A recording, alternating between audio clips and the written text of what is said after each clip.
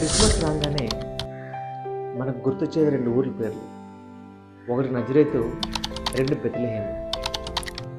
మనం ఒకసారి ఆలోచన చేస్తే అసలు ఎందుకు యేసుక్రీస్తు ఈ రెండు పేర్లు ఎంచుకున్నాడు? అసలు ఈ రెండు పేర్లు ఉన్నటువంటి ప్రాముఖ్యత ఏంటి?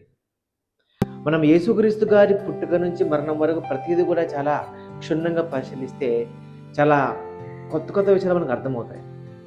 అదేంటంటే ముందుగా నజరేతు. నజరేతు అంటే అర్థం ఏంటంటే అదొక హిబ్రూ పదం, నజరేతు నుంచి వచ్చింది. నజరేతు అనగా అర్థం ఏంటంటే కొత్త ప్రారంభం, ఏ న్యూ స్టార్ట్ అని అర్థం. ఆ విధంగా అర్థం వచ్చే ప్లేస్లో యేసుక్రీస్తు జన్మించాడు. అంతేకాకుండా బెత్లెహేం అనగా అర్థం ఏంటంటే ఇది కూడా ఒక హిబ్రూ పదమే. బెత్లెహేం అనగా అర్థం ఏంటంటే రొట్టెల ఇల్లు అని అర్థం, బ్రెడ్ ఆఫ్ లైఫ్ అని అర్థం. చూడండి, రెండు పేర్లను పరిశీలిస్తే రెండు ఊర్లు కూడా పెద్దగా గొప్ప ధనవంతంగా ఉన్నటువంటి ప్లేసెస్ కాదు, రిచ్ సిటీస్ అంతకన్నా కాదు. ట్రావెలింగ్ చాలా తక్కువగా ఉంది. చుట్టుపక్కల ఉన్న పరిసరాల్లో పోల్చుకుంటే చాలా లో ఎకానమీ ఉండే ప్లేస్లు, చాలా పూర్ ఫెలోస్ జీవించే జీవితాలు అక్కడ ఉంటాయి బెత్లెహేంలో. దేవుడు తను జన్మించాలనుకుంటే ఎంతో గొప్ప రిచ్ సిటీలో కూడా తను జన్మించగలడు. కానీ తాను చూస్ చేసుకున్నటువంటి ప్లేస్ చాలా సింపుల్ ప్లేస్ అండి. తాను చూస్ చేసుకున్న ప్లేస్ చాలా చిన్న ఊరండి.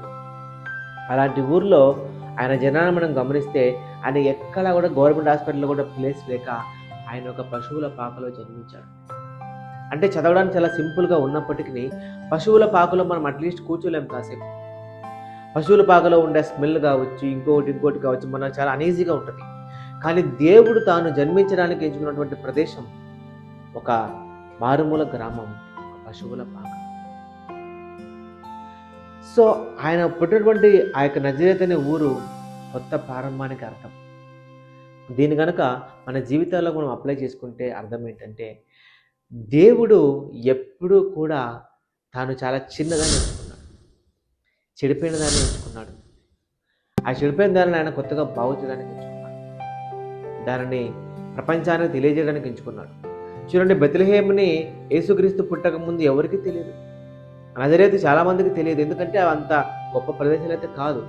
అయితే ఎప్పుడైతే యేసుక్రీస్తు జన్మించాడో ప్రపంచంలో బెత్లెహేము, నజరేతు తెలియని వాళ్ళే లేరు. దీన్ని ఒక్కసారి మనం మన జీవితాలలోకి అప్లై చేసుకుంటే యేసుక్రీస్తు మనలాంటి పాపుల కోసం, మనలాంటి చెడిపోయిన వాళ్ళ కోసం, చెడు మనసు కలిగిన వాళ్ళ కోసం మాత్రమే లోకానికి వచ్చాడు.